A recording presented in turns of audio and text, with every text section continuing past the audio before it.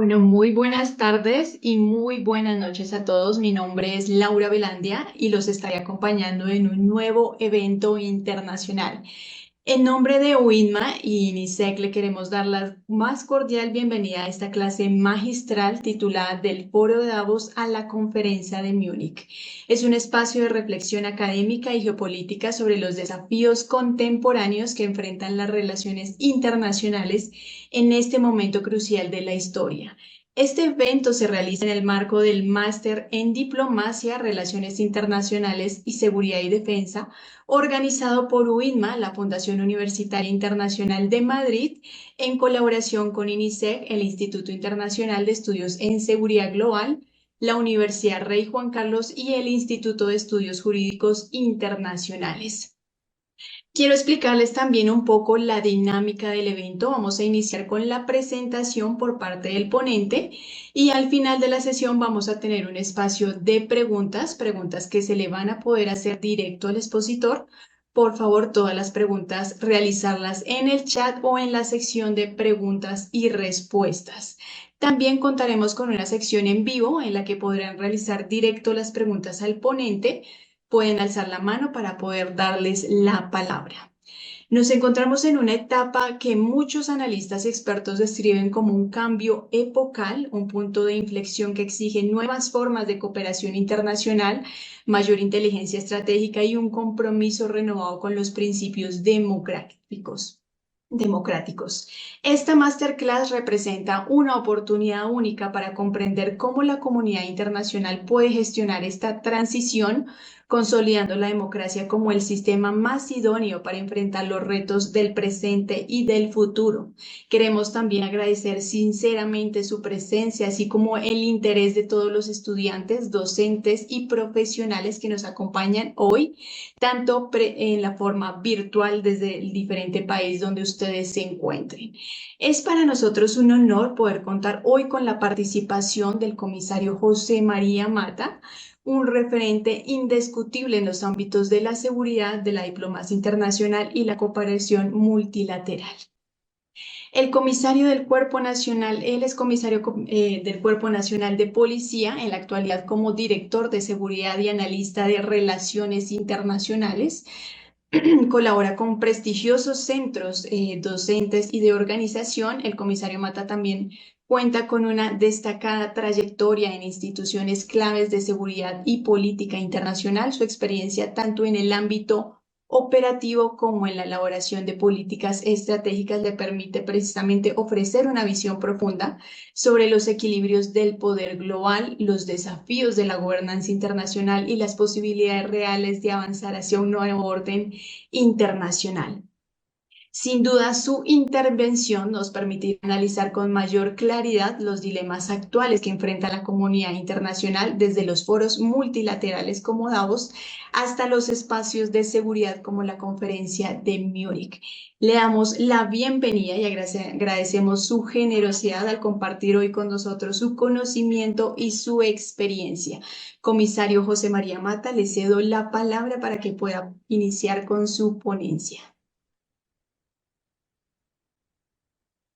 Ya puedes también activar tu cámara, ya te vemos, perfecto. Muy buena jornada a todos. Les aseguro que es un placer para mí estar compartiendo estas reflexiones con ustedes y, naturalmente, cuando ustedes desean, compartiré una pequeña presentación que sin duda me ayudará a mí a seguir esta pequeña disertación y a ustedes a seguir esta reflexión que primero y con toda seguridad sé que va a ser de interés. Cuando desde INISEC el 26 de febrero de este año decidí compartir este espacio con ustedes, consideré que al menos, visto que los acontecimientos caminan a una velocidad de vértigo, seríamos capaces de fijar una fotografía y eso es lo que pretendo si ustedes tienen la amabilidad de esperar a que comparta con ustedes la pantalla y la presentación. Espero que ustedes disfruten y que además piensen que el momento actual es seguramente el más interesante de todos los que hemos vivido en los últimos 80 años en lo que significa diplomacia, relaciones internacionales, seguridad y defensa.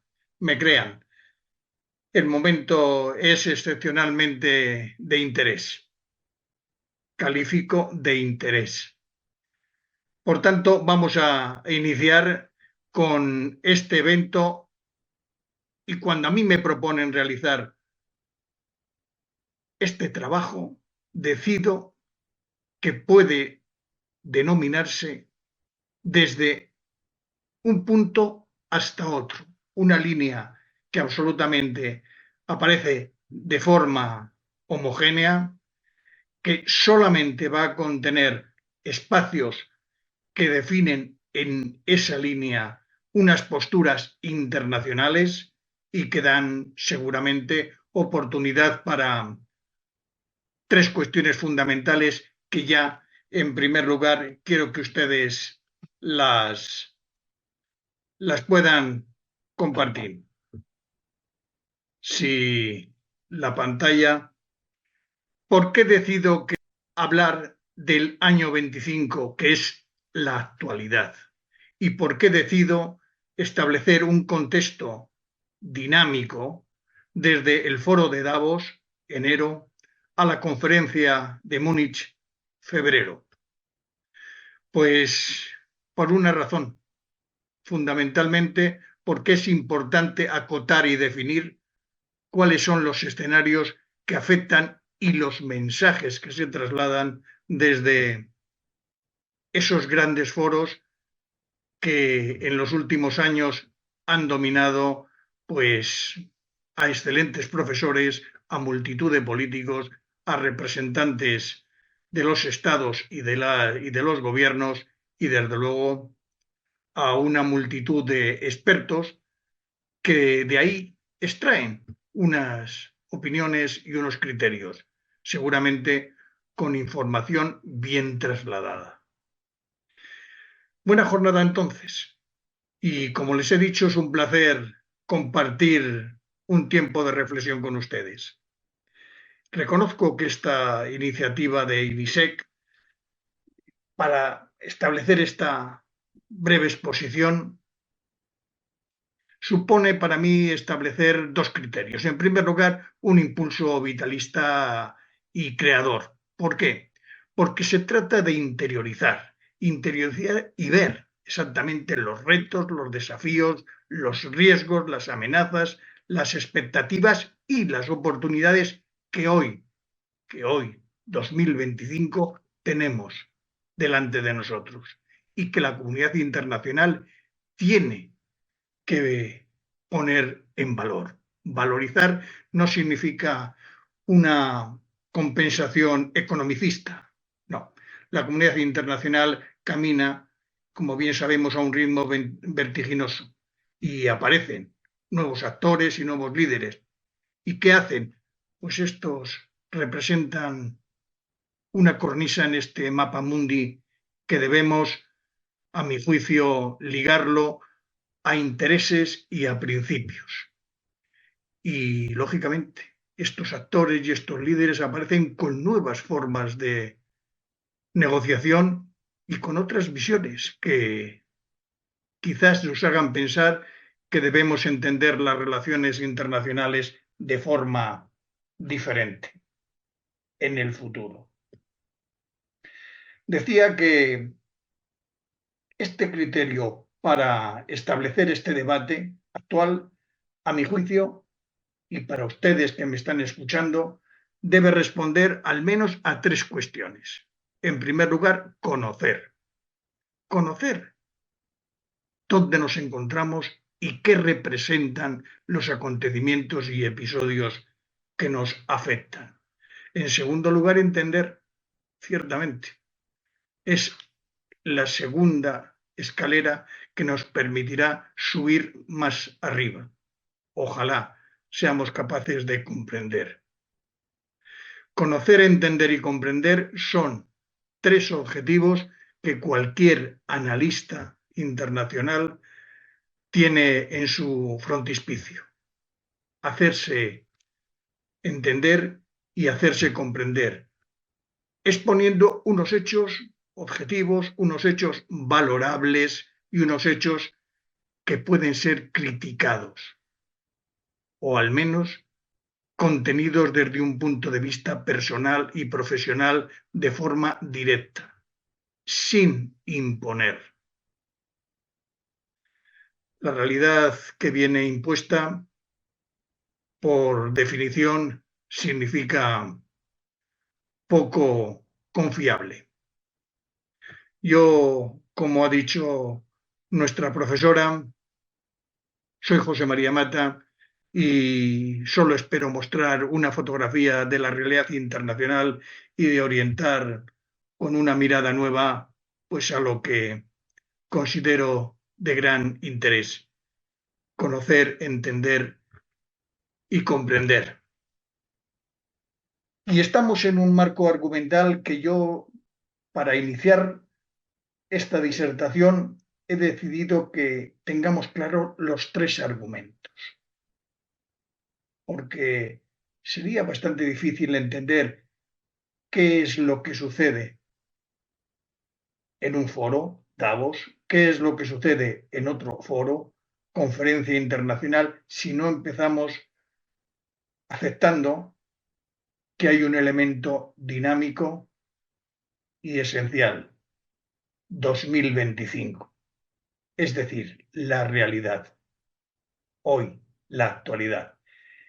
Y describo brevísimamente el año 2025 como el año que inicia con todas las causas abiertas y además con todas las viejas heridas que la comunidad internacional y la necedad, lo digo con pleno conocimiento, y la necedad de los líderes no han sido y no han sabido cerrar ni sanar en el año 2024.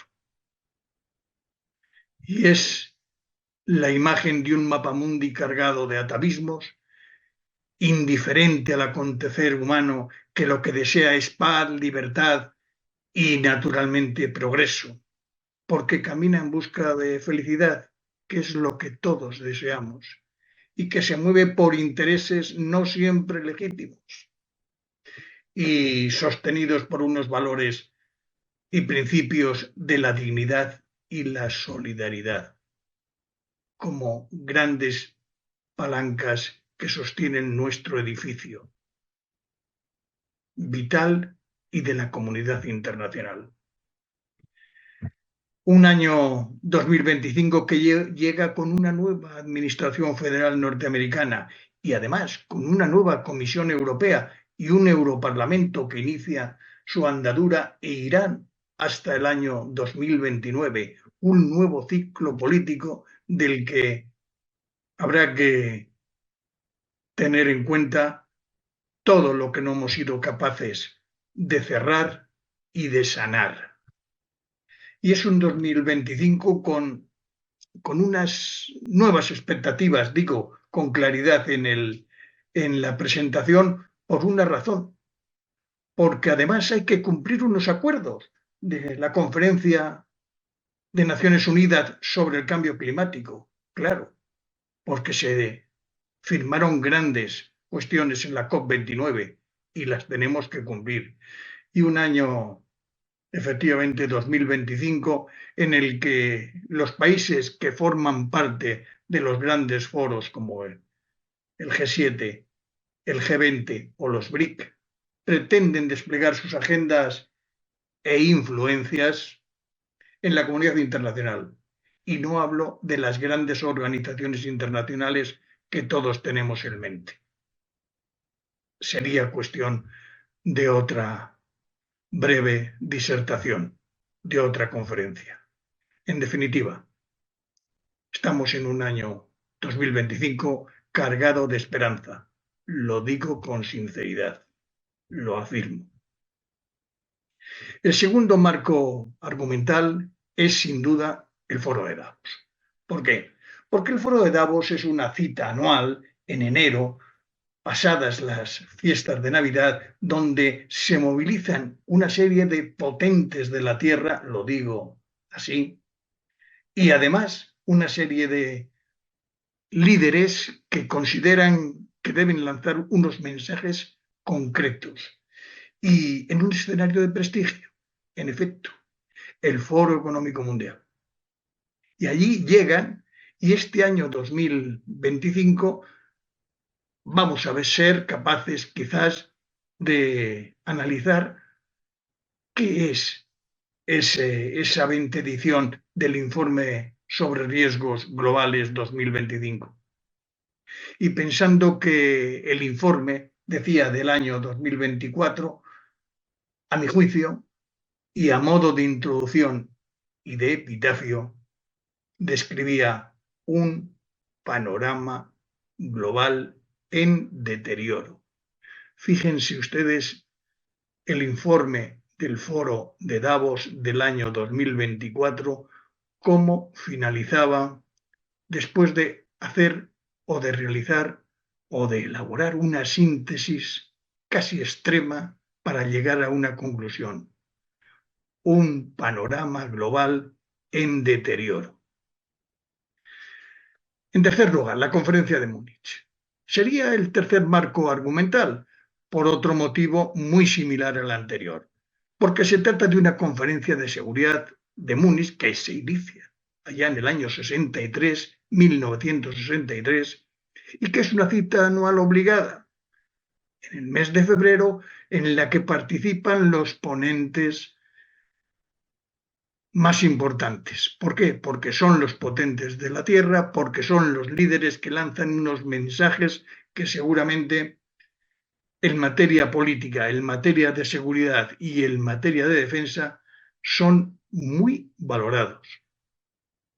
Estamos hablando de que en el año 2025, en la ciudad alemana, los líderes, hasta 60 jefes de Estado y de gobierno, como luego repetiré, han sido capaces de establecer unos criterios y unas visiones del mundo en ocasiones verdaderamente contrapuestas y lanzar una consigna que solamente al ser lanzada genera preocupación, aumentar los gastos en defensa. He dicho, genera preocupación. Y entonces vamos a ver lo que significan los riesgos globales que el Foro de Davos, como cada año, nos presenta y nos dice de forma clara, estamos en esta situación. La fotografía que ven los más de 900 expertos consultados en esta materia dicen y opinan y se posicionan con estos riesgos globales. Y entonces hemos visto que el informe 2025 del Foro Económico Mundial, que se muestra en Davos,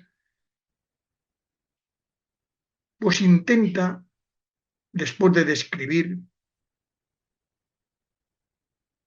un momento delicado de la situación global, concluyendo con una enorme expectativa. Y lo considero muy importante y positivo. Esta enorme expectativa es colaboración para la era inteligente. Colaboración para la era inteligente.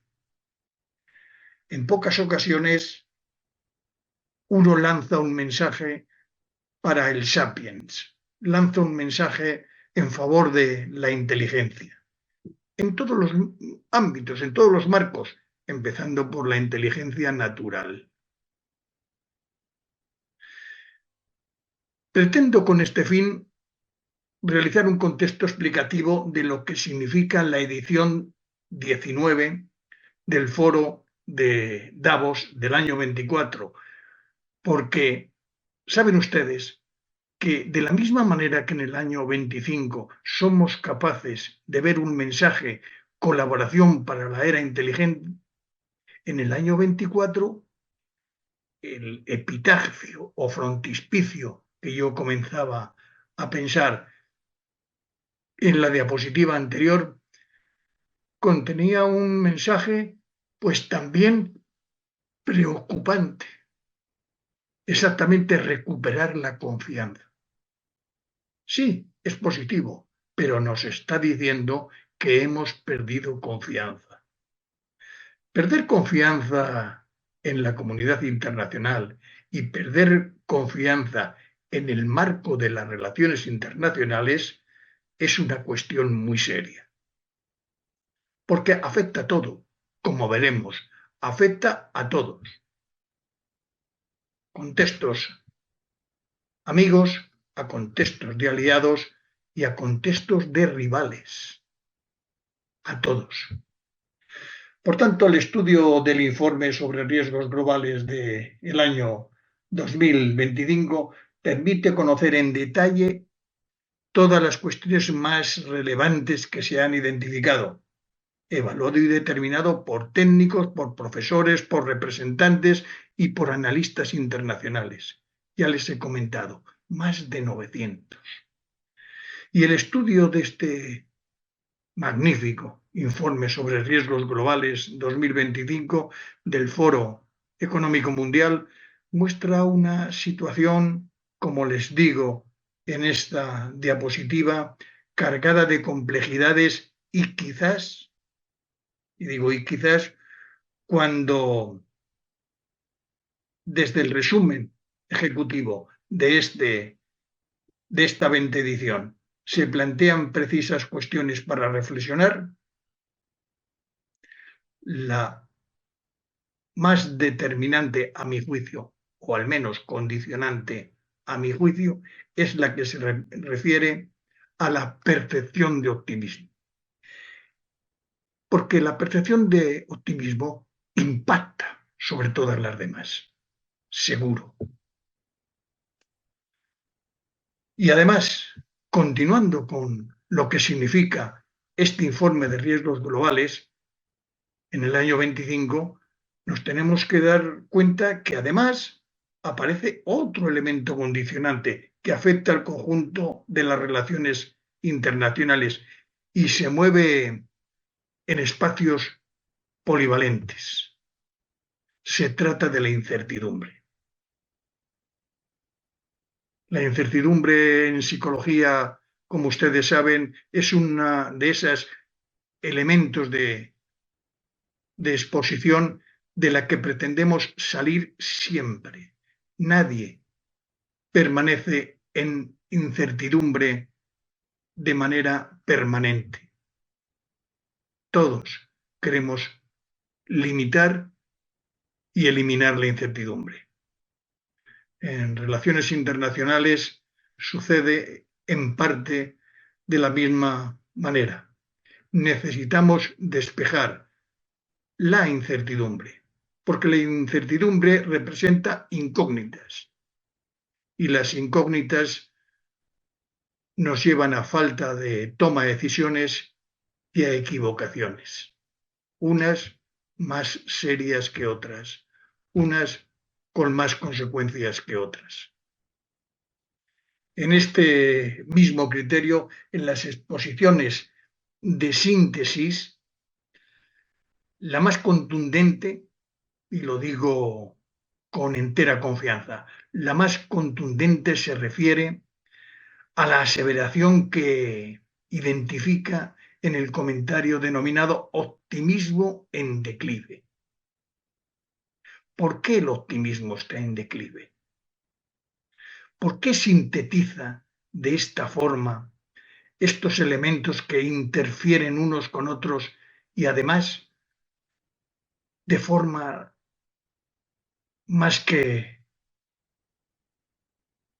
seria nos están diciendo, y lo aseguro de forma entrecomillada para no generar polémica fuera del contexto, cuando se dice al entrar en 2025, la perspectiva mundial está cada vez más fragmentada en los ámbitos geopolítica, ambiental, social, económica y tecnológica.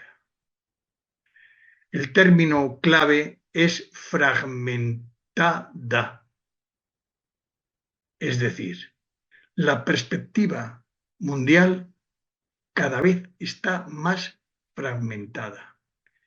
Esa es la primera grande reflexión que pretendo que todos interioricemos, justo lo que en el inicio pretendía de ustedes y de mí mismo, interiorizar el por qué la perspectiva mundial está cada vez más fragmentada. La comunidad internacional, insisto y continúo, se ha despertado en el año 2025 con las expectativas, ciertamente, como nos ha dicho la profesora que ha introducido este comentario, pensando que estamos a las puertas de un cambio epocal. Lo creo, estamos a las puertas de un cambio epocal, que debe ser gestionado en primer lugar con inteligencia y que además debe ser consolidado aceptando la democracia como forma óptima de gobierno, sin duda, puesto que uno de los objetivos a lograr, repito, es el reconocimiento que proclama que el mundo debe ser un lugar seguro para la democracia. No me planteo otros escenarios. Me crean. Si partimos de esta segunda reflexión, podemos avanzar y decirnos a nosotros mismos que, en efecto, vemos que en las diferentes ediciones del Foro de Davos aparecen pues unos informes pensados, reflexivos y con unos análisis magníficos, capaces de ser entendidos, porque en mi criterio reside en que estos profesores y estos tratadistas internacionales y estos expertos internacionales, cuando escriben y detallan unas consecuencias en unos informes de riesgos como son los que aparecen y publica el Foro de Davos, tienen que tener, pues en primer lugar, una información de calidad y en segundo lugar, una disposición permanente de actuar con criterios de autonomía y de veracidad,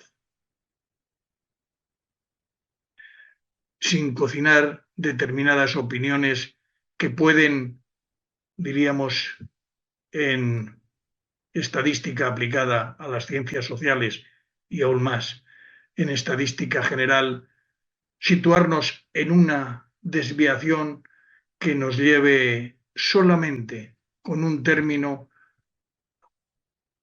extrapolar un universo fuera de nuestro mundo, solamente con la desviación de una pequeña micra.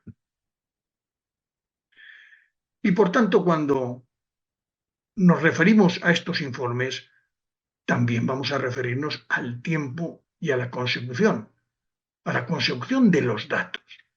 Y en este caso concreto, yo al menos considero que son importantes examinar los datos de 2023 y los datos de 2024, porque suponen un paradigma que no está en relación cambiante respecto del 2025, pero que tienen sus propias exactitudes y sus propios contextos, ciertamente. Y así, de esta manera, ¿qué decimos del informe de riesgos globales del 23? Donde se incluía y se estudiaban los desafíos que se derivaban de la pandemia que habíamos sufrido desde marzo del 2020 hasta el 2022.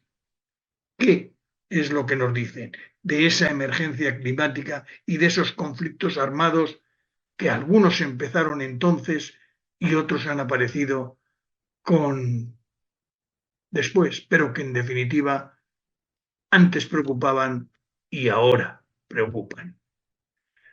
Y naturalmente, todo lo que significa unas entidades y unas formas de entender que los costes que significan para la comunidad internacional en estos riesgos globales, sí, permiten pensar que ya en ese año 2023 habíamos visto cómo habíamos tenido la necesidad de modificar el entero orden global. Ya lo creo. Hablo del 20 y del 21. Ya lo creo. He tenido la oportunidad de hacer en los últimos años 5 comentarios a los informes de riesgos globales.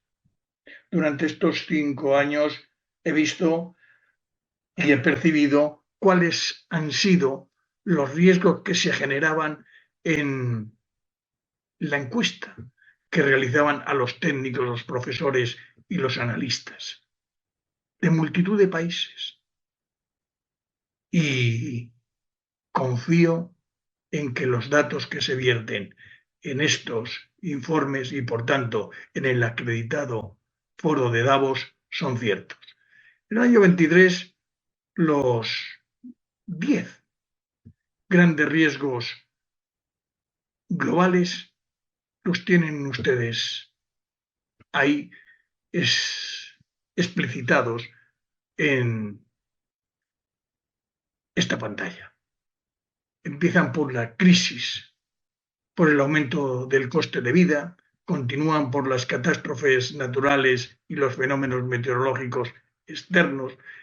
Aparece una confrontación geoeconómica como punto de riesgo, las incapacidades para mitigar el cambio climático, la erosión de la cohesión social y la polarización de la sociedad, los incidentes por daños medioambientales a gran escala que se estaban produciendo y, naturalmente, el fracaso en la adaptación al cambio climático. Y se decía fracaso. Lo mismo que aparecía en ciberdelincuencia y en inseguridad cibernética generalizada, por no recordar el informe de riesgos globales del año 21, que ya clamaba por algo decepcionante, que a 2030 habríamos fracasado en el intento loable, necesario, de impedir la inseguridad cibernética generalizada. Estamos hablando del informe del 2021 al que ahora hago referencia con respecto a lo que se proyectaba para el 2030. Terminamos con el noveno de los riesgos que presentaba el año 23 y hablamos de crisis de recursos naturales. Y naturalmente el décimo, esa inmigración involuntaria masiva que llega. Si eso lo veíamos en el año 2023, piensen que en el año 2024 ya teníamos una herramienta que desde los técnicos del foro de Davos, es decir, desde el propio Fondo Económico Mundial, habían decidido establecer, y es una iniciativa de riesgos globales que es una plataforma en la que se puede monitorizar los riesgos globales que se establecen y que se identifican como críticos para enfrentar las economías y las sociedades como apoyo a la preparación y la resiliencia ante el próximo, decían, ante el próximo shock global. Es decir, poner mecanismos que nos ayuden a decidir, a conocer primero, a entender y a comprender.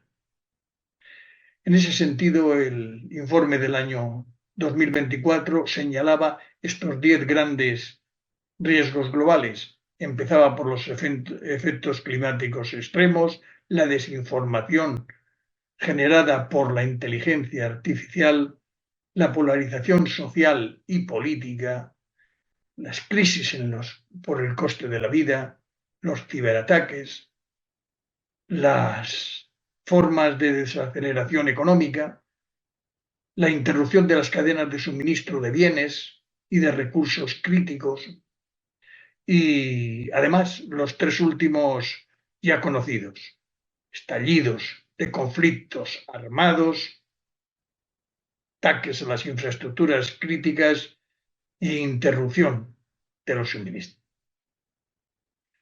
Teniendo en cuenta que el año 24 definía estos 10 riesgos globales, el año 25, este año 25, determina sin duda un aspecto prioritario que podemos seguramente valorar y bien.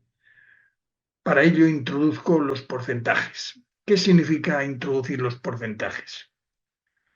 Pues es mostrar de forma cuantitativa los elementos que a juicio de los técnicos han sido capaces de ver que cada riesgo determina un movimiento compacto de personas, de instituciones y, naturalmente, de estructuras de gobierno y de apreciación social con un punto determinado. Y así, los 10 riesgos seleccionados hablaban en primer lugar de los conflictos armados entre Estados. La gente, hasta en un 23% de los técnicos, consideran que el conflicto armado entre Estados es el riesgo global más importante que afecta al año 2025. Y luego están los efectos climáticos extremos y la confrontación geoeconómica y la desinformación y la difusión de información falsa. La polarización social es recurrente.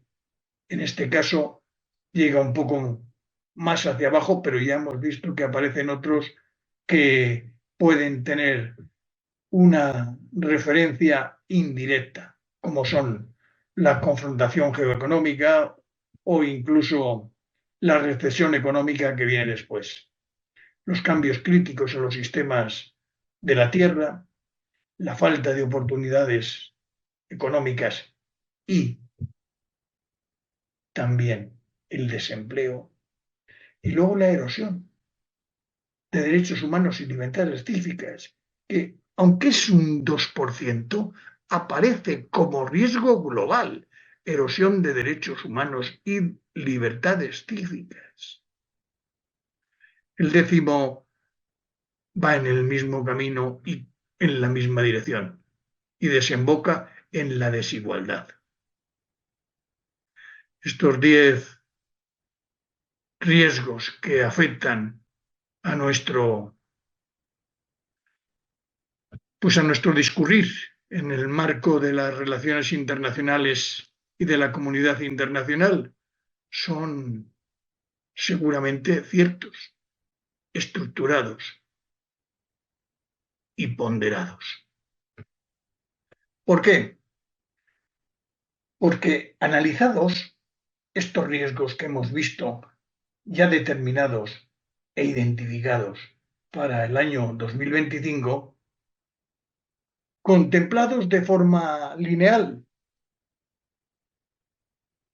aparecen pues con unas referencias que lógicamente se dan en la encuesta de percepción de riesgos globales 2024-2025, que quiero señalarla ahí por si tienen la curiosidad de conocer este tipo de valoraciones desde una encuesta de percepción que es, a mi juicio, brillante, porque ahí se muestran y se ponderan todos los resultados. Hablaba yo de estadística aplicada, ciertamente, Algunas personas como yo utilizamos la estadística para varias cosas, aunque tuve un gran catedrático que tenía la oportunidad de señalar cuáles eran los tres tipos de mentiras a los que se enfrentaban los contextos sociales. Estoy hablando de sociología. Pero en definitiva, esta encuesta de percepción ya nos está diciendo que hay un número de encuestados que llega hasta el 52%, que prevé un panorama mundial inestable en el plazo a 2 años y una porción similar para los otros años. Es decir, un 31% está esperando turbulencias y un 5% contempla un panorama tormentoso. Son elementos que deben hacer reflexionar y sería la gran o la tercera gran cuestión a interiorizar. ¿Cómo son los efectos en el panorama mundial inestable que tenemos delante? En todo caso, digo que la suma de estas tres categorías representan un aumento combinado de 4 puntos percentuales respecto del año pasado, es decir, del 2024, lo que indica que estamos ante un panorama más pesimista para el mundo hasta el 2027. Es decir, 2025, 2026 y 2027, las expectativas en la encuesta de percepción no mejoran y continúan seguramente teniendo en cuenta que nos encontramos en un panorama mundial inestable. Digo después que el informe de riesgos globales del año 2025 señala que aumentar el optimismo es una necesidad, efectivamente. La necesidad por el futuro significa que debemos desterrar esos fantasmas que amenazan con volver.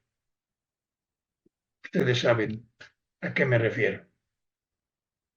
Existen situaciones que nos llegan y nos recuerdan que hubo tiempos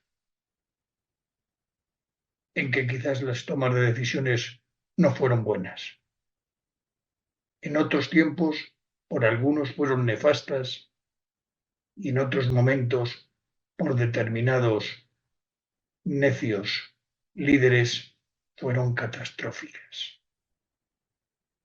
Eso hay que desterrarlo.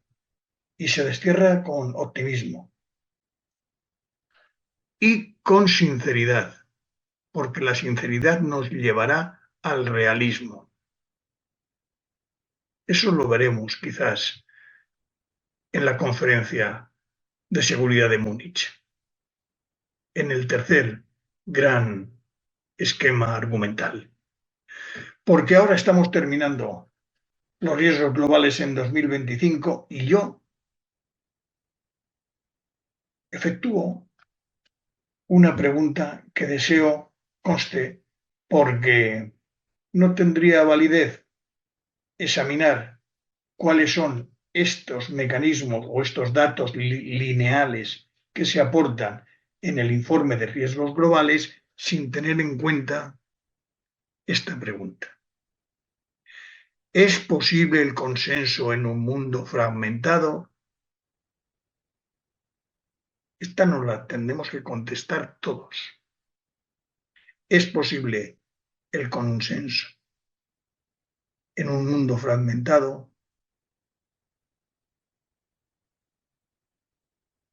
esa pregunta es para estudiar. Y cuando la estudiamos, seremos capaces de decir a continuación que es imprescindible cambiar, pues de esa oscura percepción, ¿por qué no? De esa oscura percepción, salir de ese encogimiento mental que nos domina en muchos aspectos, porque cuando en este informe de foros globales examinamos cuál es la derivación de los problemas, es decir, de los riesgos a 2 años, la cuestión empeora. Y cuando comentamos un informe de riesgos a 10 años, llegamos a considerar que, en definitiva, en el 62% de los encuestados se prevé tiempos tormentosos o turbulentos. El 62% de esa encuesta de percepción de riesgos globales 2024-2025, que yo les hacía referencia por si tienen interés o curiosidad en abrirla y estudiarla, al menos de manera sencilla, conocer esa fotografía. Bien, hasta el 62% de los encuestados prevé tiempos tormentosos o turbulentos. Y dicho esto, vamos al tercer argumento, que se refiere a la conferencia de Múnich. La conferencia de seguridad de Múnich, la CSM, como así se la conoce, en términos periodísticos y en términos incluso de las cancillerías y de los ministerios de Asuntos Exteriores, cuando llegan las invitaciones para asistir, porque efectivamente la conferencia de seguridad de Múnich, que se reunió en el mes de febrero en la ciudad alemana, en la ciudad baviera de Bonn de la Baviera, y que fue, pues, objeto de atención por más de 60 jefes de Estado y de Gobierno, resulta que es una cita anual. No sé si todos ustedes la conocían o la consideraban de tanto interés. Bien, yo les aseguro que en el calendario de febrero todas las presidencias de los gobiernos de los países y los ministerios de Asuntos Exteriores, incluso los parlamentos y los grupos parlamentarios, tienen la cita en la cual se va a desarrollar 2, 3 días en los que, si te invitan, tienes que lanzar un mensaje determinado. Es evidente. Les digo que esta cita, que es informal, nace en el año 1963, pero que tiene unas agendas con una importancia que van efectivamente concretadas en 2 áreas específicas, al margen de las connotaciones políticas. Me estoy refiriendo a los marcos de la seguridad y la defensa. Y en esta ocasión, en febrero del 2025, nos hemos encontrado con esta 61 edición, que ha sido, pues, muy interesante, como decía al principio del primer comentario. Calificamos de interesante,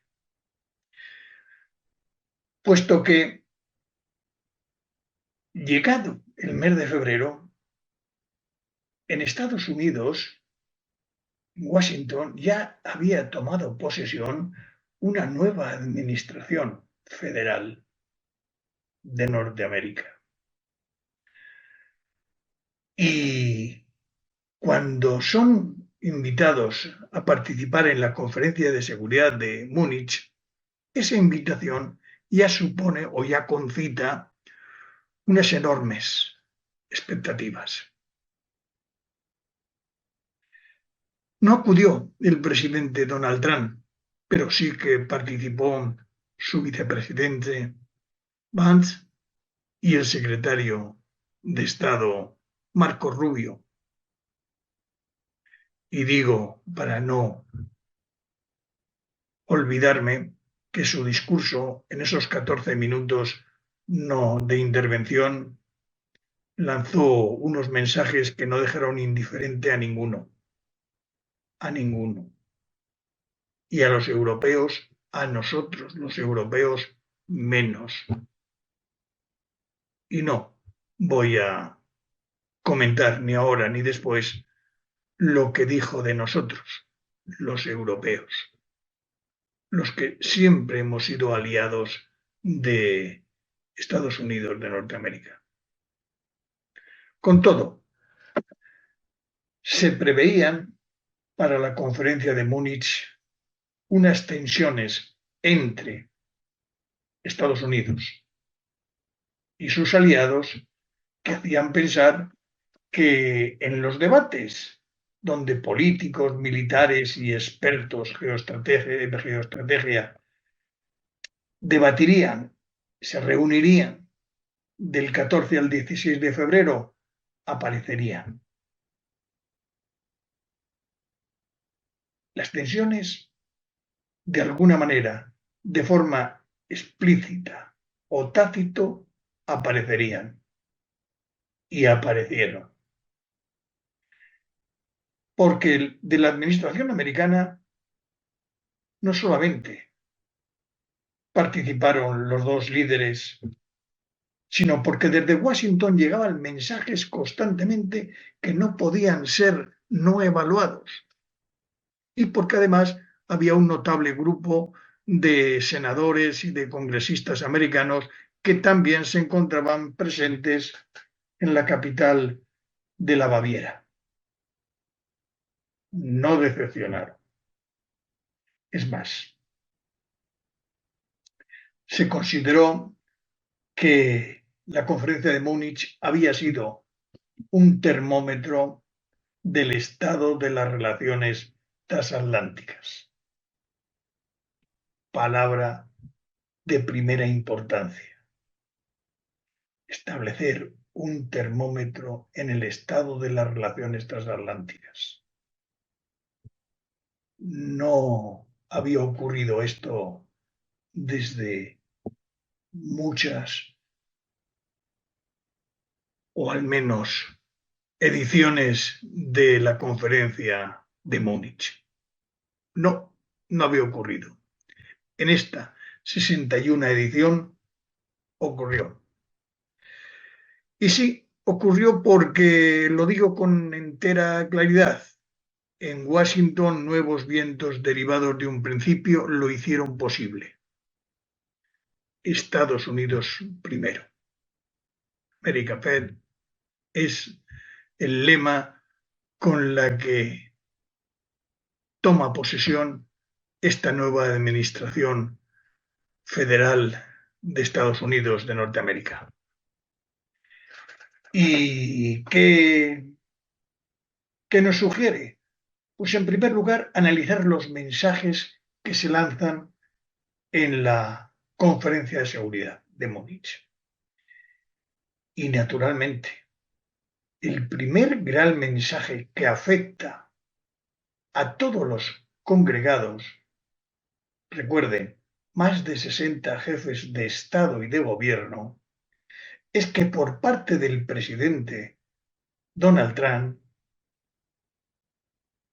considera que debe lanzar un mensaje y que este mensaje, a mi juicio, afecta al corazón y a la razón de la propia historia de la Conferencia de las Relaciones Transatlánticas. El motivo de esta conferencia de seguridad, piensen ustedes en la Guerra Fría, piensen ustedes en la Alemania dividida, piensen ustedes en la situación de tensión sistémica en dos grandes bloques. Pues llegamos a una situación con un mensaje que desde Washington se ha querido lanzar y que afecta a las relaciones transatlánticas de pleno, en directo. Llegó a decir el presidente de los Estados Unidos, y abro comillas, que fuimos estafados por las naciones europeas tanto en el ámbito comercial como en el de la OTAN. No voy a repetir la frase. Fuimos estafados. No voy a repetir. Bien, en el mensaje que afecta y que va ligado directamente a la seguridad y a la defensa, pues no puede ser más claro. Sí, la protección de los europeos resulta que desde este momento va a estar vinculada a una condición. La administración norteamericana exige a los aliados gastar el 5% del Producto Interno Bruto en defensa. Es el quinto mensaje que deseo que en el área de la diplomacia y de las relaciones internacionales se aprecie. ¿Por qué?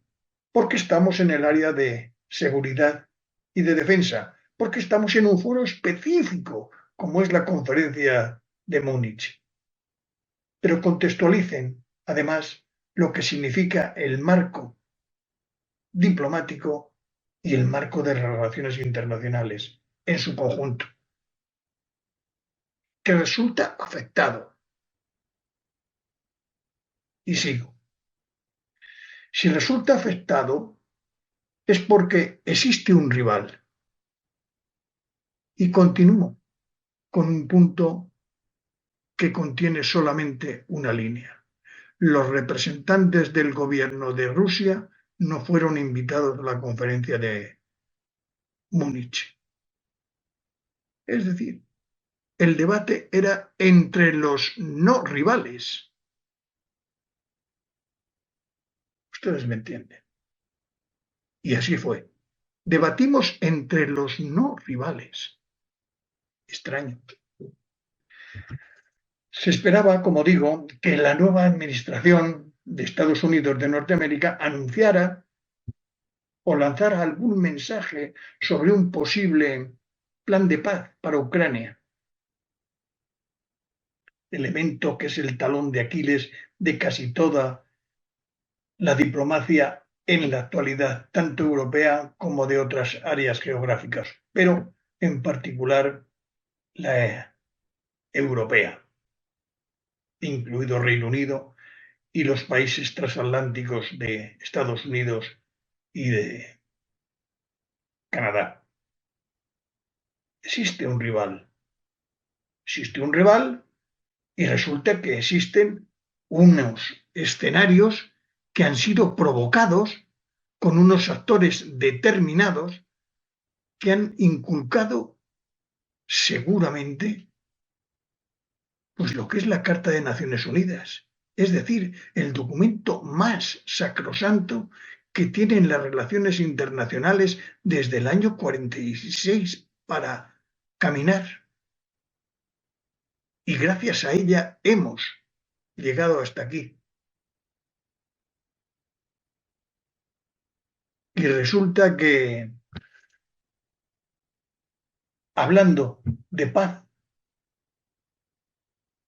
empezamos a intuir que el posible acuerdo, la posible negociación, será un criterio donde impere la bilateralidad entre Estados Unidos y la Federación Rusa, sin la presencia ni de Europa ni de Ucrania, solo moderada por los anfitriones de Arabia Saudita. Increíble. Estando las cosas como parece que estaban, la Unión Europea en este escenario sin duda ve alejarse la cooperación y ve aparecer la confrontación. Cooperación y confrontación en las relaciones internacionales, ustedes lo saben y ustedes lo intuyen, significa modificar el paradigma de la otra parte de la mesa, amigo o adversario, pero modificar el paradigma. ¿Se coopera o se confronta? Además, si continuamos con los mensajes que se lanzan desde la Conferencia de Seguridad de Múnich, vemos que aparece también un mensaje explícito por parte de la Administración Federal de Estados Unidos referido a la búsqueda de un acuerdo precisamente entre Estados Unidos y Ucrania sobre tierras raras en territorio ucraniano. Resulta que el presidente Donald Trump había declarado en una entrevista y pareció comunicar que el apoyo militar continuado de Estados Unidos a Ucrania podía estar condicionado a un acuerdo por un montante de 500.000 millones de dólares sobre materias primas críticas que resulta que son imprescindibles tanto para productos cotidianos como para aquellos de alta tecnología y para equipos militares y que se encuentran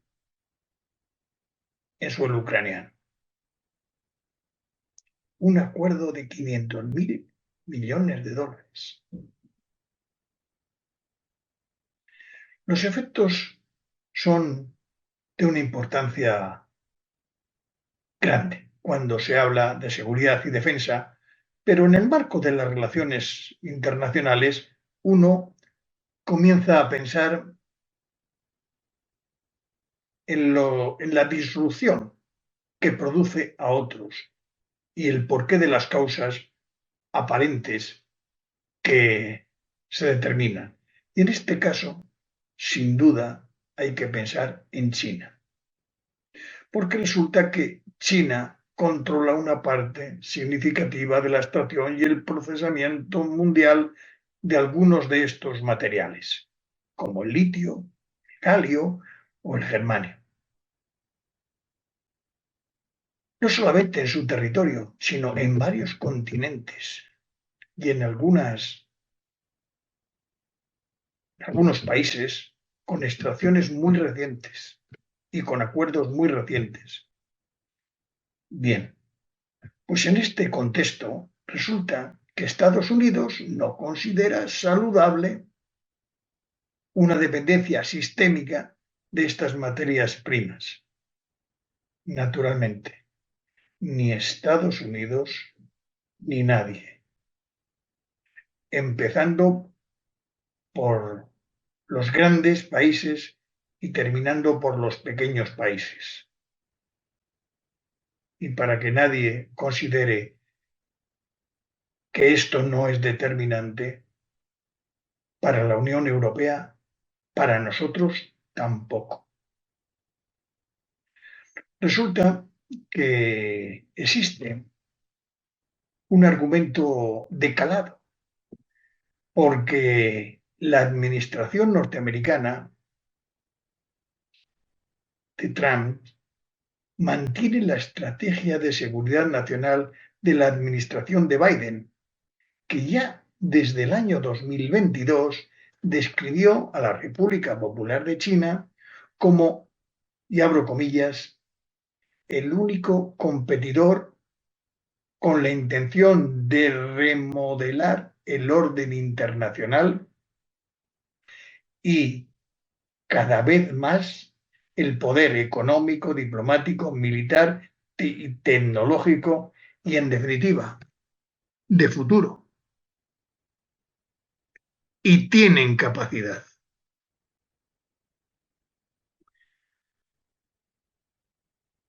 Esta es la séptima conclusión a la que yo prefiero considerar como efecto buscado, realista, pero ¿qué es la que es? China controla una buena parte de la extracción y el procesamiento mundial de las materias primas. Siguiendo con los mensajes de la Conferencia de Seguridad de Múnich, resulta que también nos permitió conocer pues, la opinión de la Unión Europea.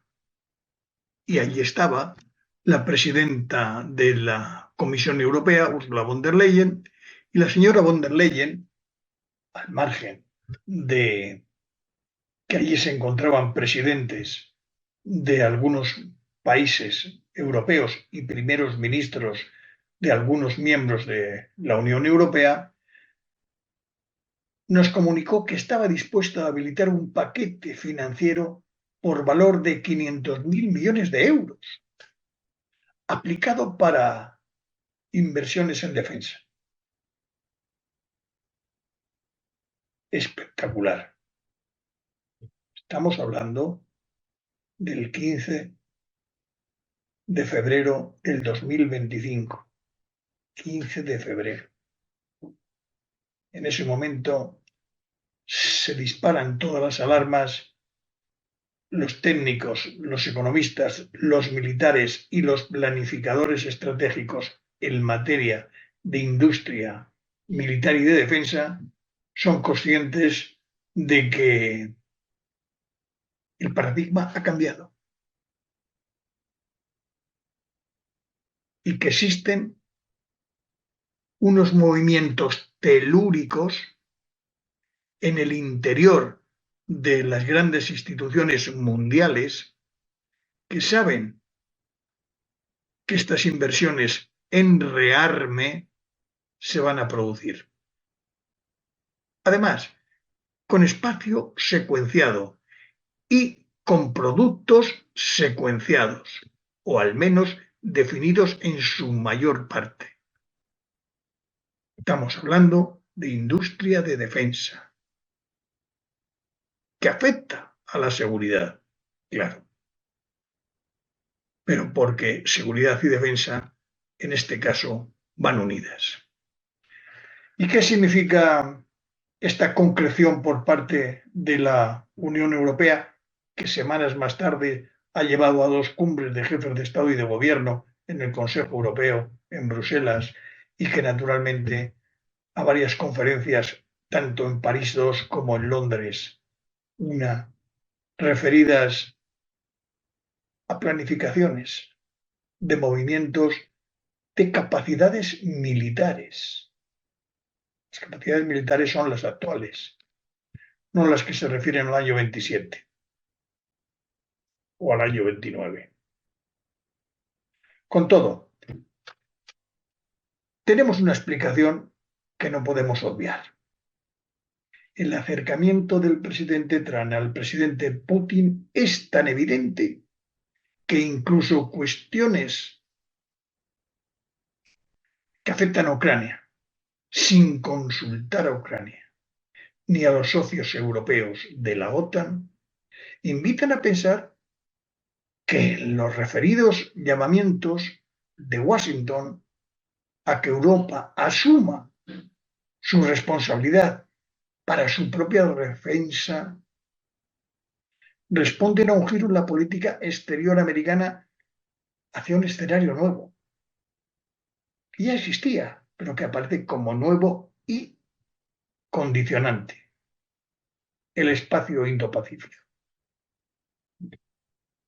Además, si esto no fuera ya de interés estratégico global, resulta que desde algunas agencias de inteligencia han considerado y destacan que la Federación Rusa podría tener medios para atacar a un aliado europeo de la OTAN en 2030. Y eso es muy serio. Eso es muy serio porque el Tratado de Washington nos obliga a todos a reaccionar de una determinada manera y sin fisuras, lo cual está desatando una acelerada, como he mencionado, forma de contactos y de debates en relación con la disuasión y además con las propias capacidades europeas. Las capacidades europeas en materia, en este caso militar, son limitadas, pero son las que son. Son las que son. Además, tenemos, a mi juicio, que ver que existe otro frente no menor de lo que significan los debates y las expectativas de división que aparecen entre los propios aliados. Y me refiero cuando se escuchan los deseos de anexión o similares de Canadá o de Groenlandia por parte de la administración americana. En varias ocasiones el propio presidente Trump se ha referido a ello y que naturalmente esos intereses se encuentran afectados o ligados al control de los materiales estratégicos, de manera o de forma directa. Pero ciertamente, en Múnich resonaron con enorme preocupación y en cada una de las cancillerías de los países de la Unión Europea. Por una razón, porque estamos hablando de la posibilidad de una pérdida real de soberanía para un territorio parte de la Unión que pertenece a Dinamarca. Y habría una respuesta, seguro. Dinamarca tiene la soberanía, la territorialidad y la territorialidad de Groenlandia.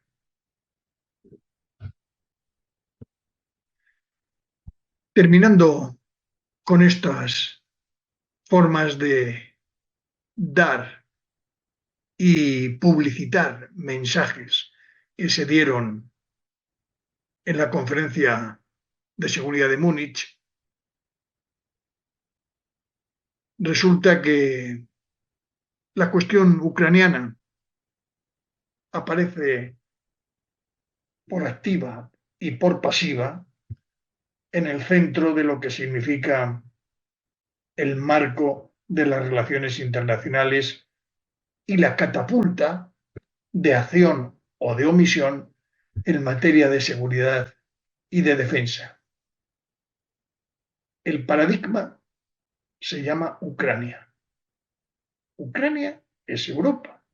Europa es la formación cultural de la civilización más importante que para bien y para mal nos ha traído hasta aquí. No porque el continente africano, no porque el continente asiático, no porque el continente americano, no como las esferas centroamericana o sudamericana o iberoamericana en general o el Asia-Pacífico no hayan tenido unas necesarias fórmulas de entenderse para evitar escenarios bélicos. Imaginemos Asia con 3.700 millones de habitantes. No. La comunidad internacional en el año 2025 también se ha centrado en los acontecimientos que se han sucedido, y digo bien, casi a ritmo imperativo, en los focos de interés de enorme importancia para la administración americana. En Washington,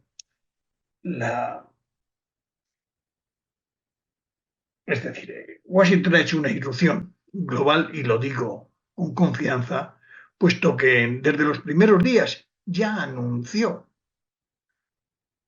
tras la toma de posesión del presidente Trump, que había una fórmula disruptiva y directa, con una afectación en numerosas cuestiones nacionales e internacionales, y sobre todo, algunas de ellas afectaban a las alianzas con sus socios europeos y de OTAN, y naturalmente a la agresión militar y guerra rusa en Ucrania, y a las relaciones con la Federación Rusa, así como a tantos otros paquetes de decisiones que han repercutido de forma directa en toda la comunidad internacional.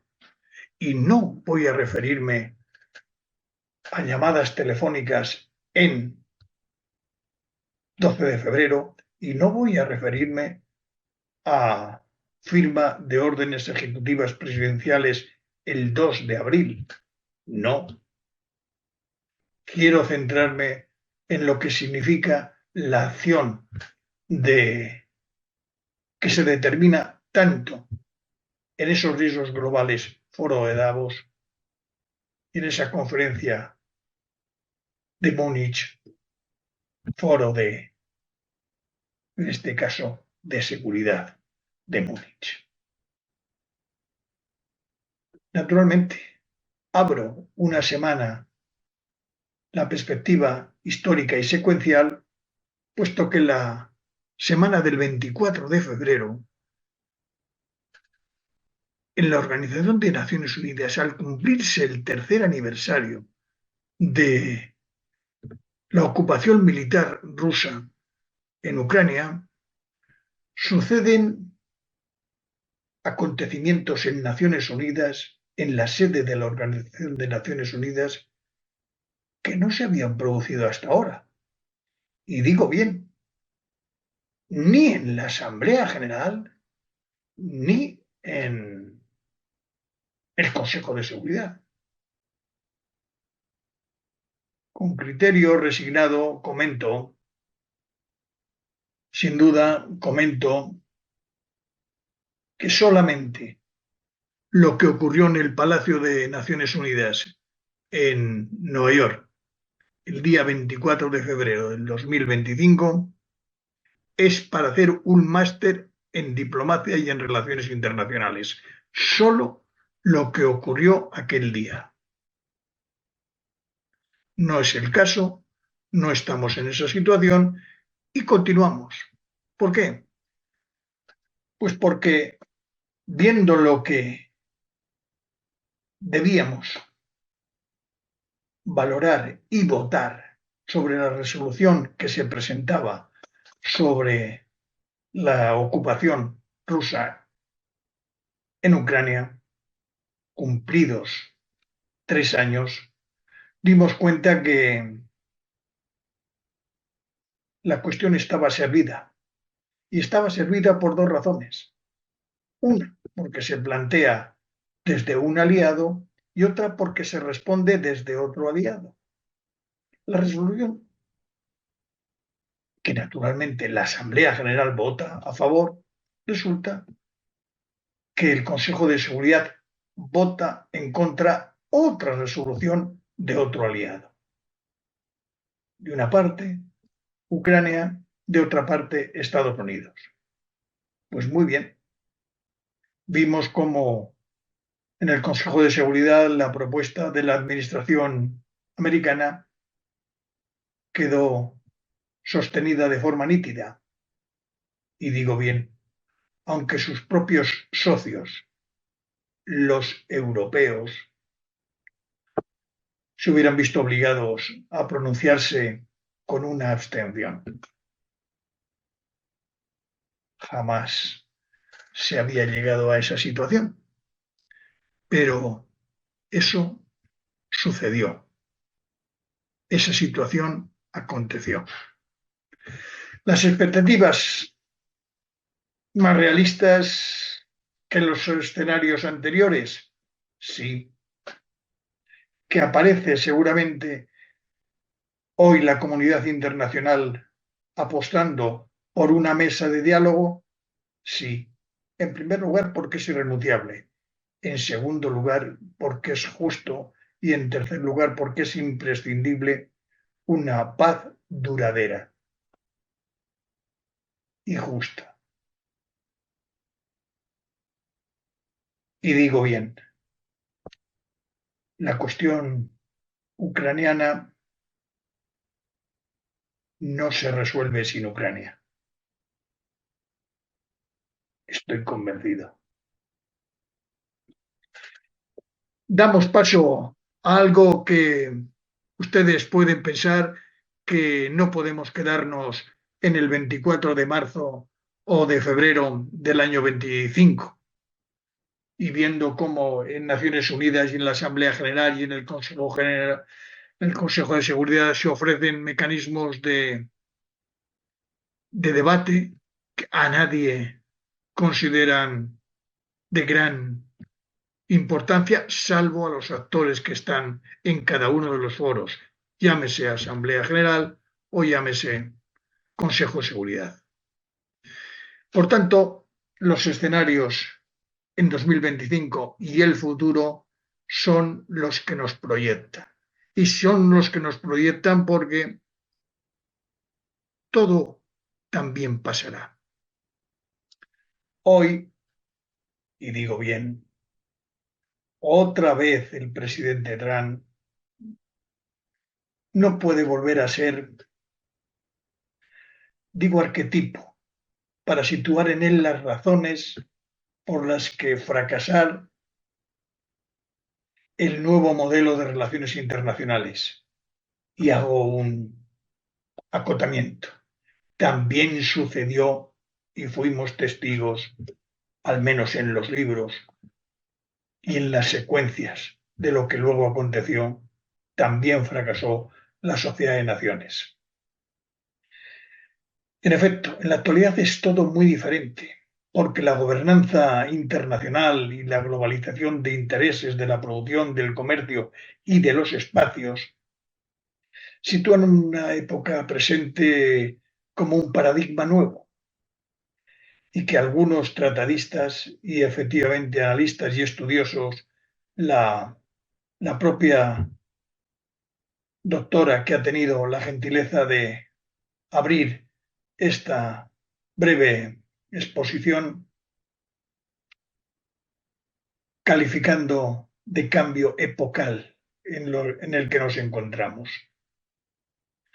Yo sostengo, además, que la confianza en el Sapiens no me va a disminuir, no nos debería disminuir. ¿Por qué? Pues porque esa confianza en el Sapiens impedirá que se olvide nuestra propia inteligencia natural. Para mí, importante. Porque de ahí proceden los principios de dignidad, justicia y solidaridad, que nos han permitido construir unas sociedades, superar todas las crisis y seguir, y seguir. Cuanto al futuro, es cierto, el futuro aparece cargado de incertidumbre y de volatilidad, aunque no me negarán ustedes con grandes esperanzas. El futuro también se nos aparece con grandes esperanzas. Es lo que deseamos, que se cumplan. Por tanto, No tenemos intención de abandonar algo que nos persigue desde que estamos en este mundo. Es la racionalidad, pero también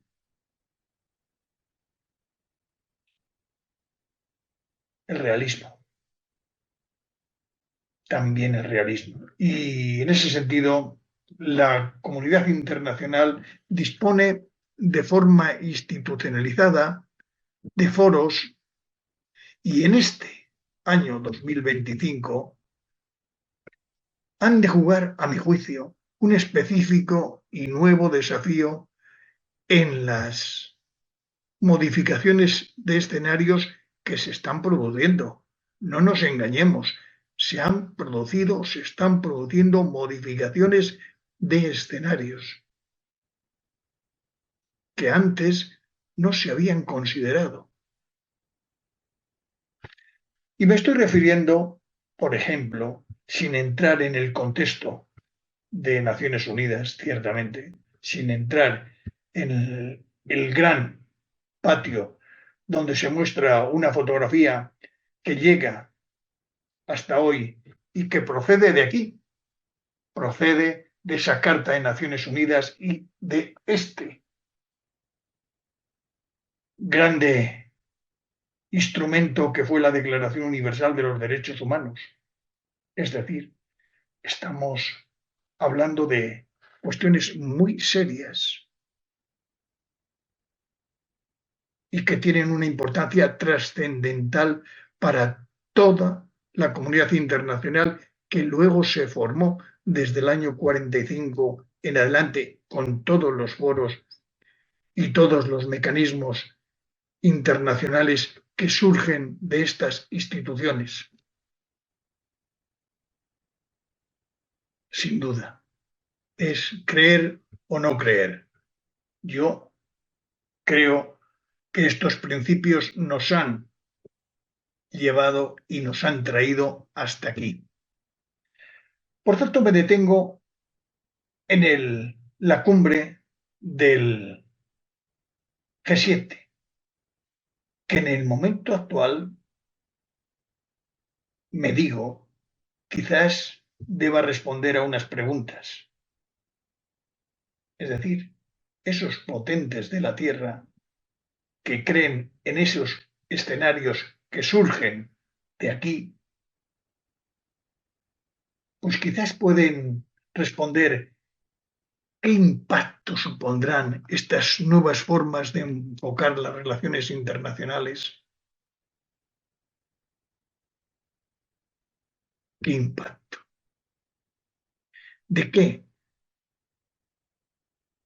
modo estamos hablando de que hay una situación de paradigma epocal?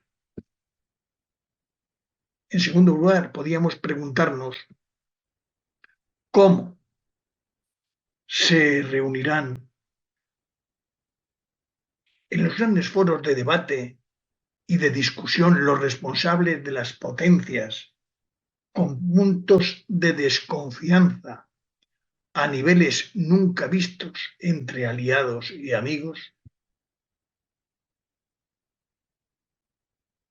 ¿Cómo?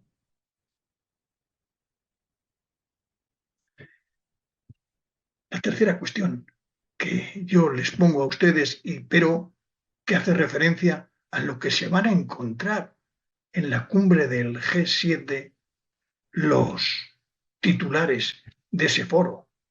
¿Acaso en 2025, en el próximo mes de junio en Canadá, cuando se reúnan los líderes de los países miembros del G7 y hablarán de las agendas propuestas con la misma confianza que alcanzaron las reuniones de 2023 en Japón o de 2024 en Italia? ¿Harán con la misma confianza? Y finalizo porque creo que es importante. Quizás en la próxima cumbre del G7 en 2025, los máximos dirigentes de Canadá, de Alemania, de Francia, de Italia, de Japón, de Reino Unido, de Estados Unidos de Norteamérica, así como los invitados de la Unión Europea que participarán y tal vez presidentes de otras naciones, no escucharán lamentos. Desde la propia presidencia de turno, la canadiense, ante la propuesta casi hostil de otro Estado amigo que anuncia proclamas contra su soberanía, independencia, territorialidad y sus propios recursos. ¿Serán lamentos de la presidencia de Canadá? ¿Qué es lo que deberán escuchar los que participen en esta reunión en junio en Canadá? Lo veremos. También la reunión de junio en Canadá pasará. Y es todo. Creo que podemos dar por finalizada esta conferencia solamente hablando de estos escenarios y protagonistas del 2025 y del futuro. Porque los escenarios esenciales a seguir los tenemos claros. No podemos finalizar con unos puntos suspensivos, como hablábamos cuando pretendíamos orientar el futuro después del año 25. No hay puntos suspensivos, hay realidades. Y los escenarios esenciales a seguir serán cuidar el planeta y cuidar la humanidad. Y también hay unos escenarios especiales a seguir. Y esos escenarios son Estados Unidos y la Federación Rusa, Estados Unidos y China, Estados Unidos y la Unión Europea, Estados Unidos y Ucrania. Y no crean ustedes que no hablo del continente americano, que no hablo de Iberoamérica, que no hablo de Latinoamérica, que no hablo de Asia, que no hablo de África. Ya quisiera, porque esos sí son escenarios para otra reflexión y larga. Es todo. Les agradezco haberme escuchado y espero, al menos yo he pretendido ser claro dentro del contexto relaciones internacionales y con la diplomacia un poco mermada, puesto que los acontecimientos nos llevan a estos momentos de disrupción. Adelante, doctora Valencia. Muchas gracias, comisario José María Mata, por esa excelente y detallada explicación. Gracias por compartir tu tiempo, conocimiento y experiencia en este tema tan crucial. Su análisis profundo, su mirada estratégica y su capacidad para conectar los grandes debates internacionales con los desafíos concretos que enfrentamos hoy como sociedad global ha sido sin duda una gran aportación para todos. Muchísimas gracias por esa excelente presentación. Ahora, durante el transcurso de la ponencia estuvieron llegando algunas preguntas. Vamos a seleccionar algunas de ellas que vamos a realizar también directamente a nuestro ponente. Para todo nuestro público, recuerden que si desean participar en vivo, pueden alzar la mano o indicar en el chat que desean realizar una pregunta en vivo. Vamos a iniciar con una pregunta que tienen nuestros participantes y dice la siguiente. ¿Cómo definiría el concepto de cambio epocal en el contexto actual de las relaciones internacionales?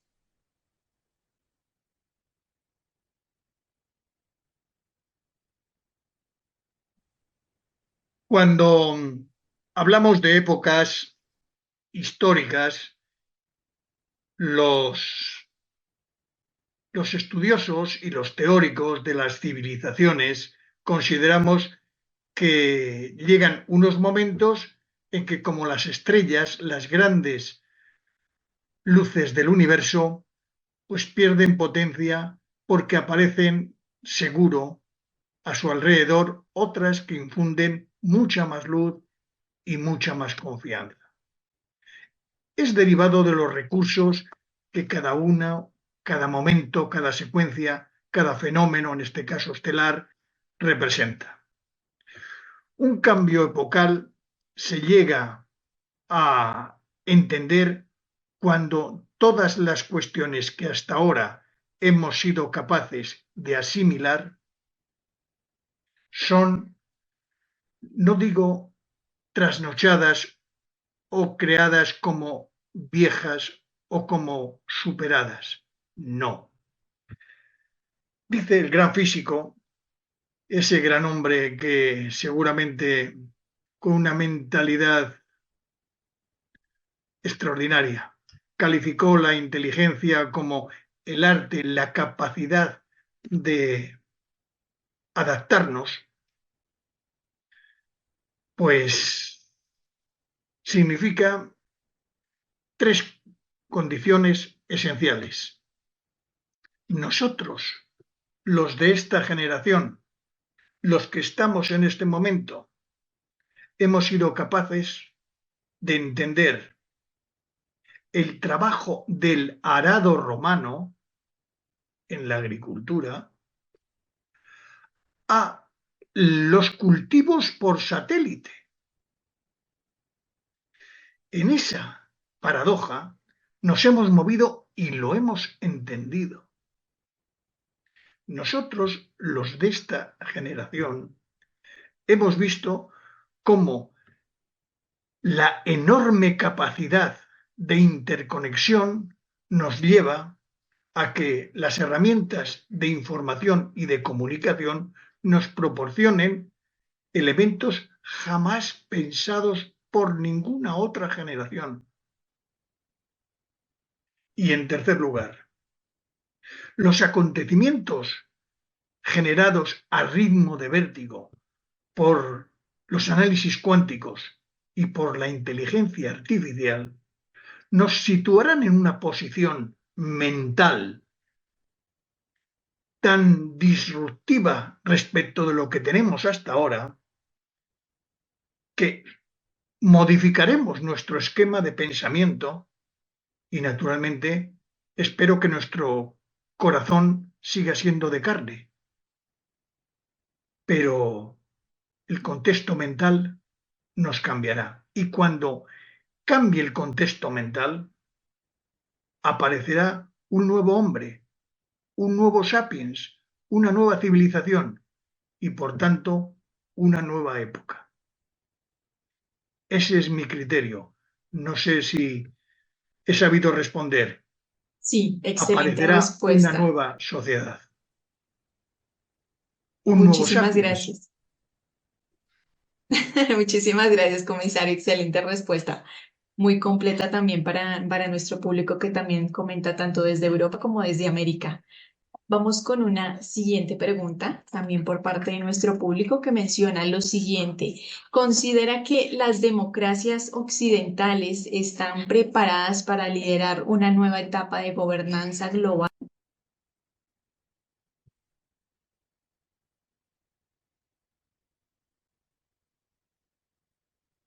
Quizás William Shakespeare, cuando escribió Hamlet y puso delante del príncipe de Dinamarca la disyuntiva creer o no creer, también estaba pensando en nosotros. He comentado y lo he querido subrayar en negrita, en letra bien consistente, que el modelo para vivir es el esquema democrático, es el respeto a las libertades y, sobre todo, es la capacidad que tenemos de considerarnos representados por instituciones y por hombres y mujeres con capacidad porque se la hemos otorgado. Estoy completamente convencido que las democracias occidentales tienen el papel más importante, no el sermón o la homilía o la plática o el discurso teórico más importante que realizar al mundo, sino la formación del conocimiento basado en los principios de dignidad, en los principios de libertad, de solidaridad, de justicia y además de ciudadanía. Somos hijos de un planeta y ese planeta debe florecer con elementos que hoy solo se riegan y se cultivan desde las democracias. Solo.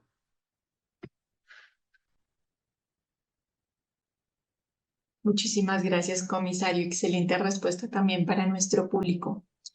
Vamos con una siguiente para continuar también con varias de las preguntas que tienen también nuestros participantes y menciona lo siguiente. ¿Qué desafíos representan para la seguridad global el auge de los actores no estatales como empresas tecnológicas, grupos armados o redes criminales transnacionales?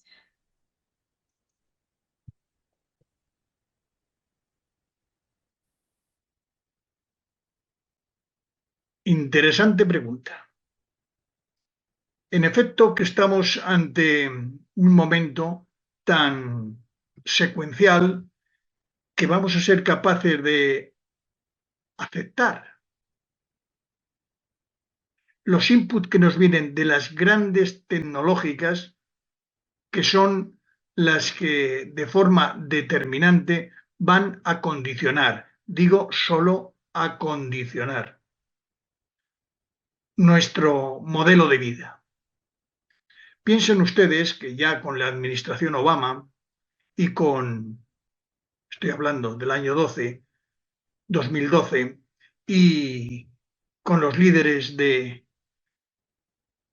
chinos, ya se determinó que existían seguramente la necesidad de encontrar unos comités tecnológicos y unas capacidades de investigación tecnológica para ponerlas a disposición de todos. Y tanto en Pekín como en Washington identificaron dos momentos y dos espacios concretos.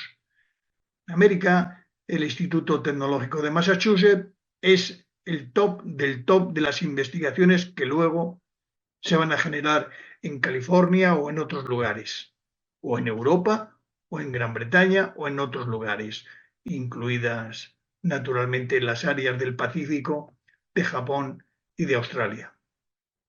Por su parte, China hizo lo mismo y en ciertas investigaciones tecnológicas nos superan.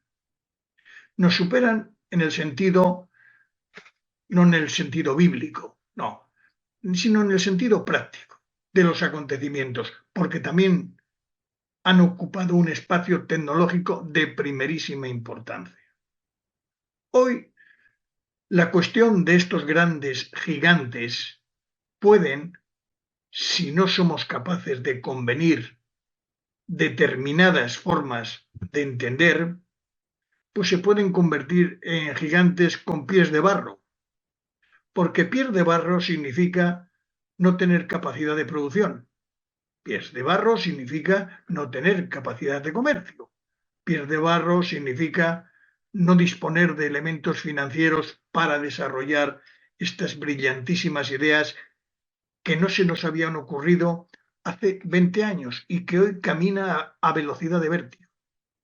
Por tanto, el disponer, imaginemos, hemos hablado de tierras raras, o hemos hablado de materiales estratégicos, o hemos hablado de segmentos minerales de primerísima importancia. Bueno, todo está interrelacionado. Y naturalmente, nosotros no podemos poner con criterios de negación lo que está por venir.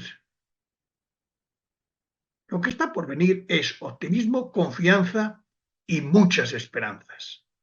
Y la defensa de las capacidades tecnológicas públicas privadas y exponenciales en el marco global, pues naturalmente habrá que contar con ellas y con la mejor de las voluntades, es decir, aplicación para el beneficio de las sociedades. Estoy completamente convencido. Estoy completamente convencido. Nos hará bien.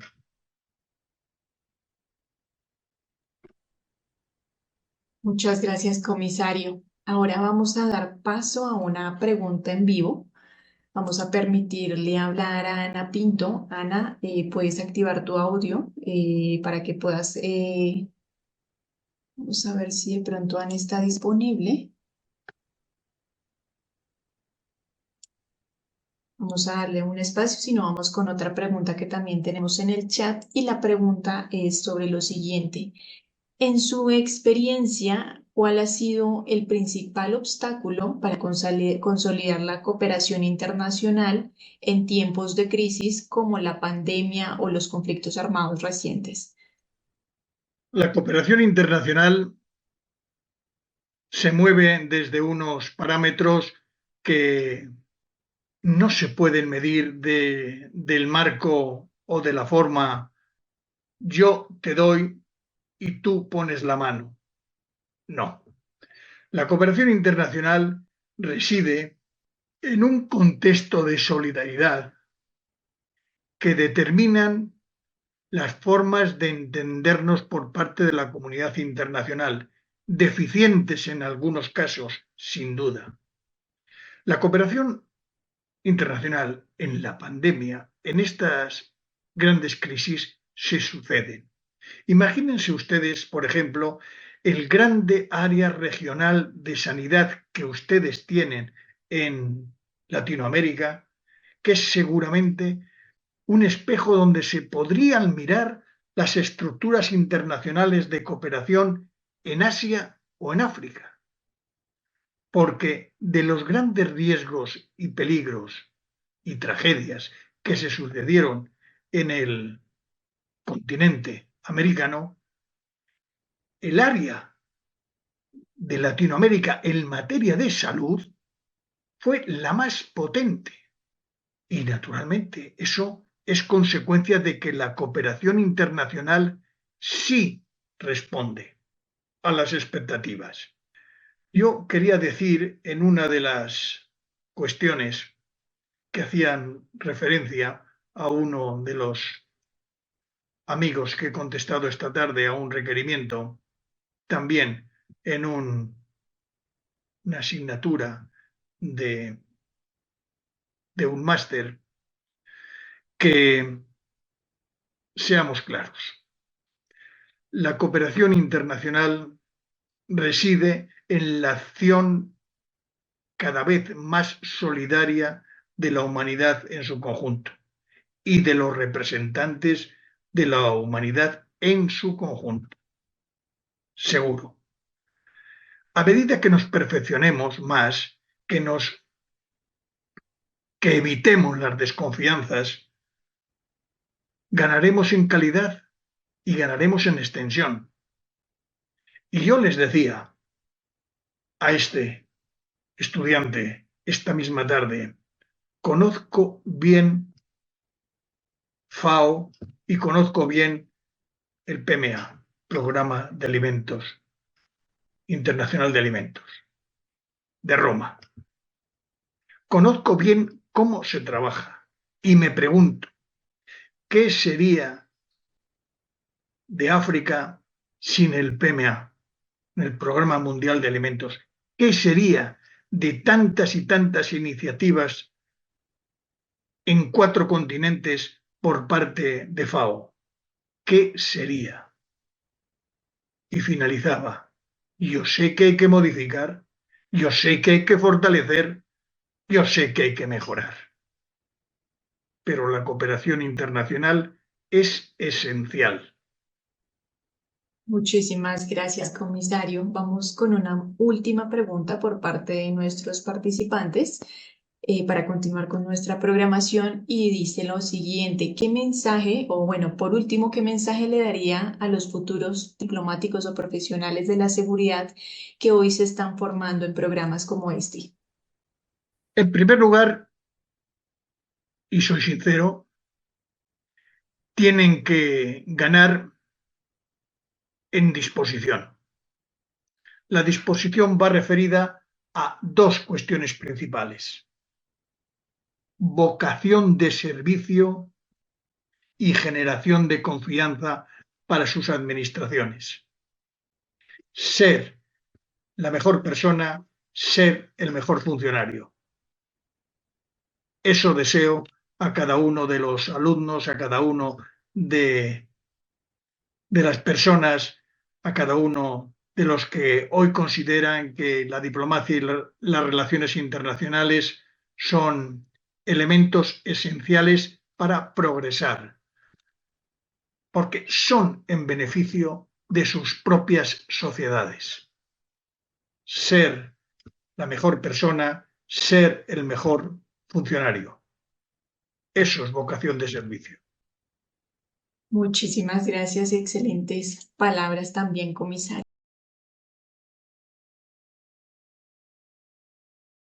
E INICE, queremos dar gracias a todos los participantes y asistentes y ponentes que estuvieron el día de hoy. Ha sido un increíble espacio de conocimiento y ronda de preguntas por parte de todos. Esperamos que la información compartida hoy les haya sido útil y puedan aplicar estos conocimientos en sus respectivas áreas de trabajo. Gracias por su participación activa y el interés también demostrado en este tema tan importante, que refleja el compromiso que tenemos en común para construir comunidades mejor preparadas y más resilientes. Muchas gracias por participar, y ante cualquier duda o inquietud que puedan tener nuestros participantes, saben que pueden escribirnos, seguirnos en redes sociales, visitar nuestro sitio web y conocer todo sobre próximos eventos que estaremos desarrollando a lo largo del año. Ha sido diseñado especialmente para ustedes. Muchas gracias a todos y nos vemos en un próximo evento internacional.